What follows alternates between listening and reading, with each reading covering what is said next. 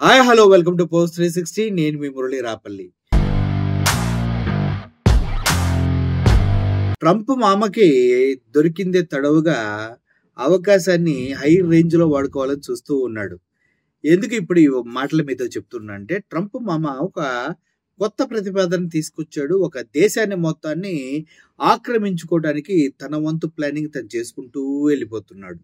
మనందరికీ తెలుసు, ఇజ్రాయెల్కి పాలస్తీనాకి ఇజ్రాయెల్కి పక్క గాజాకి జరుగుతున్న యుద్ధం గురించి. ఆ యుద్ధంలో ఇజ్రాయెల్ అటాక్స్ కి పాలస్తీనా అదేవిధంగా గాజా పూర్తి స్థాయిలో నేలమట్టమైపోయి అన్ని భవనాలు కూడా కూలిపోయి శిథిలావస్థలో ఉన్నాయి. ప్రజలు కూడా బ్రతుకు తెరువు కోసం వివిధ ప్రాంతాలకి తరలిపోయి తలదాచుకోలేని సిచ్యువేషన్స్ లో ఉన్నారు. కానీ ఇప్పుడు శాంతి ఒప్పందం అనేది ఆ రెండు దేశాల మధ్య జరిగింది, ఇజ్రాయెల్కి అటు గాజా పాలస్తీనా మధ్యలో. అయితే ఇప్పుడు అసలు జరుగుతున్నది గేమ్ వేరు. ట్రంప్ మామ తన విశ్వరూపాన్ని చూపించడానికి ప్రయత్నిస్తూ ఉన్నారు. ఏంటి ఆ విశ్వరూపం అంటే, ట్రంప్ మామ ఏం చెప్తున్నాడో ఒకసారి వినండి మీరు.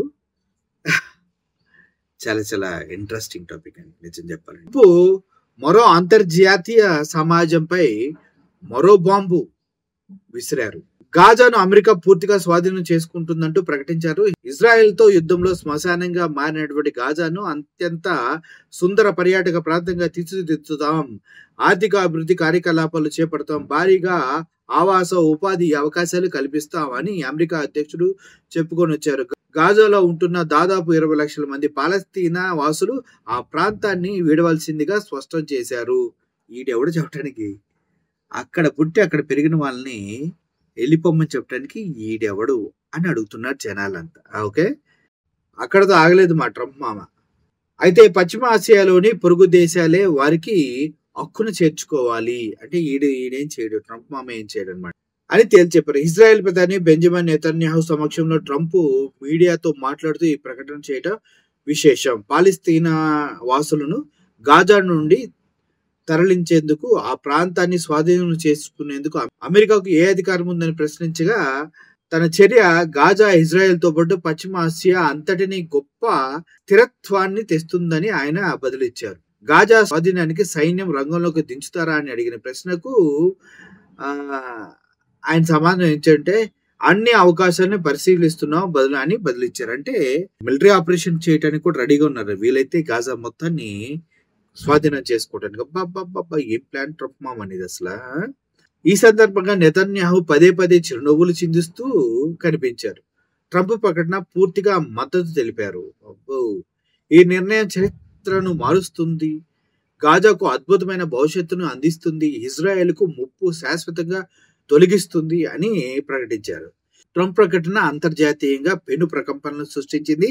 ఆసియా భౌతిక భౌగోళిక రాజకీయ పరిస్థితులను అల్లకొల్లాలు చేసేలా కనిపిస్తుందని ఈ ప్రతిపాదనను అక్కడ దేశాలు అన్ని వ్యతిరేకిస్తున్నాయి.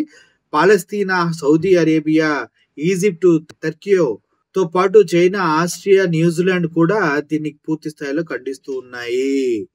ఇది ట్రంప్ మామ ప్లానింగ్ ఏంటంటే, గాజాని పూర్తిగా ఆక్రమించేసుకోవాలని. అతనికంట ఇంకా ఇది చాలా పెద్ద ఆర్టికల్, దీని లోపలికి వెళ్లకుండా ముందే చెప్తూ ఉన్నా.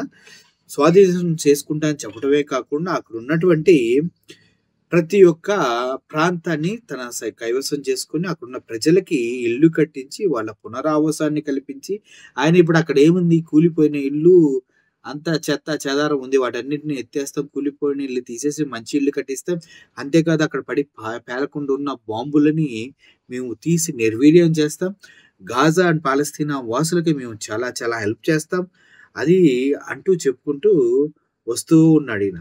అంతేకాదు ఇదంతా వాళ్ళ టీం అందరితో చర్చించారంట. అందరూ అద్భుతంగా ఉంది, నీ ఆలోచన అద్భుతం, సూపర్ సూపర్ సూపర్ అని మనోడికి కితాబ్ కూడా ఇచ్చాడంట. ఆ కితాబ్ ఎక్కడ మర్చిపెట్టుకున్నాడో ఎవరికి తెలియదు. అవకాశం వస్తే దేశాన్ని ఆక్రమించుకోవడానికి భలే ట్రై చేస్తుంది ఆ దేశం.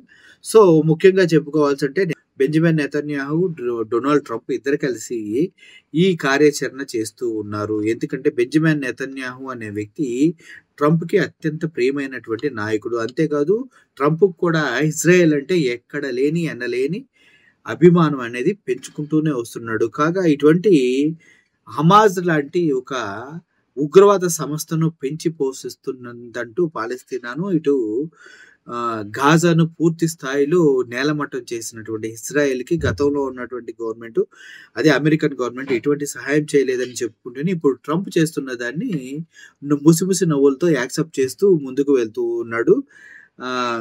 Benjamin Netanyahu. అయితే స్థానికుల వర్షన్ వేరుగా ఉంది. మీరు ఎన్నైనా చెప్పుకోండి, ఏమైనా చేసుకోండి. మేము మాత్రం మా కంట్రీని వదిలిపెట్టాం. మా నాయకులు మాకున్నారు. మా దేశం మాది. మీరెవరు, మీకు అటువంటి హక్కు లేదంటూ వ్యతిరేకిస్తూ కనిపిస్తున్నారు. ఓవరాల్‌గా గా గాజాను పునరుద్ధరించాలన్నటువంటి ట్రంప్ ఆలోచనను ప్రపంచ దేశాలన్నీ తప్పుపడుతున్నాయి. అదే విధంగా అరబ్ కంట్రీస్ అన్నీ కూడా వ్యతిరేకంగా ఉండి ఇలా చేస్తే మా ఆంక్షలు మేము పెడతామంటూ వాళ్ళు వ్యతిరేకిస్తూ ఉన్నారు. గాజాను పునరుద్ధరించాలంటూ 10 రోజుల క్రితమే పిలుపునిచ్చిన ట్రంప్ ఆ విషయమై ఎంత సీరియస్‌గా ఉన్నారో తాజా ప్రకటనతో ప్రపంచానికి తెలిసొచ్చింది. కానీ అంతర్జాతీయ చట్టాలను పూర్తిగా విరుద్ధమైన ఆయన గాజా ప్రణాళికను పశ్చిమాసియా అతలాకుతలం చేస్తున్నాయనడంలో ఎటువంటి అతిశయోక్తి లేదు. కాగా ప్రపంచ శాంతిని ఇది గొడ్డలి పెట్టుగా మారబోతుంది. కాల్పుల విరమణ ఒప్పందం, ఇజ్రాయెల్, హమాజ్ పరస్పరం బందీలు విడుదలకు ప్రక్రియ పైన ప్రభావం చూపేలా ఉంది. అంటే ఇప్పుడు ఒక అగ్రీమెంట్ ఏదైతే చేసుకున్నారో, ఆ అగ్రీమెంట్ ఏంటి? వాళ్ళని ఎవరినైతే ఇజ్రాయెల్‌ని చెరపట్టుకొని తీసుకెళ్లాలో వారిని వదిలేయాలి. అదేవిధంగా గాజాలో ఉన్న వారిని ఎవరైతే ఇజ్రాయెల్స్ పట్టుకెళ్లారో వాళ్ళని కూడా వదిలేయాలి. అదేవిధంగా ఇద్దరు కూడా బాంబులు వేసుకోము, గొడవలు చేసుకొని చట్టాలపైన సంతకాలు చేయాలి. ఇప్పుడు ట్రంప్ చేసిన ప్రకటనతో వాళ్ళు ఏంది పొక్క, మా దేశాన్ని వీడు ఆక్రమించుకున్న మేమెందుకు యుద్ధాన్ని ఆపేయాలి అంటూ వాళ్ళు తీవ్రవాద సంస్థలన్నీ కూడా వ్యతిరేకించే అవకాశం ఉంది. నిజం చెప్పాలంటే ఇజ్రాయెల్, హమాజు పరస్పర బందీలను విడుదల చేసే ప్రక్రియ పైన ప్రభావం చూపేలా ఉంది.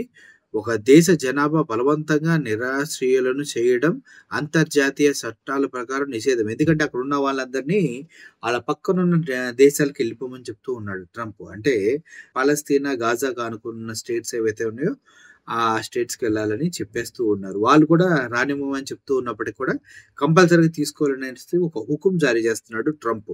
అవన్నీ జరగవు. బ్రహ్మాండంగా అభివృద్ధి చేస్తామని చెప్పిన పాలస్తీనియన్లకు పక్క దేశాలు పునరావాసం కల్పించారని చెప్తున్న నెతన్యాహు సమక్షంలోనే ట్రంప్ ప్రకటన చేసినా, ఎన్ని చేసినా కూడా ట్రంప్ ప్రకటన కార్యరూపం దాలిస్తే 20 లక్షల మంది నిరాశ్రయులైపోతారు. వారికి ఎటువంటి అధికారం ఉండదు. ఇటు గాజా పైన, పాలస్తీనా పైన.